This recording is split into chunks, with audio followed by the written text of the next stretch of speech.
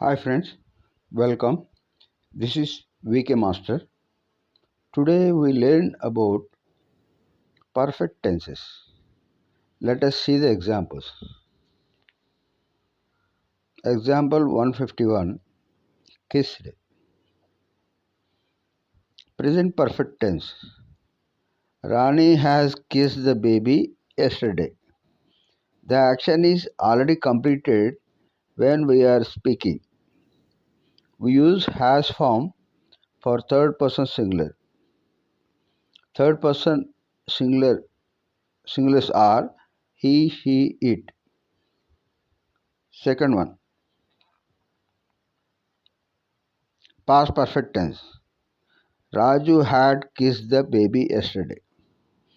Action was completed in the past when we were speaking. We use had form for all past perfect tenses. Okay. Third one, future perfect tenses. They will have kissed the baby tomorrow. In future perfect tense, the action is going to happen in the future when we are speaking. Okay. It's going to happen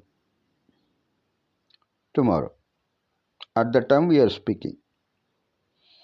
We use will plus have form for future perfect tenses.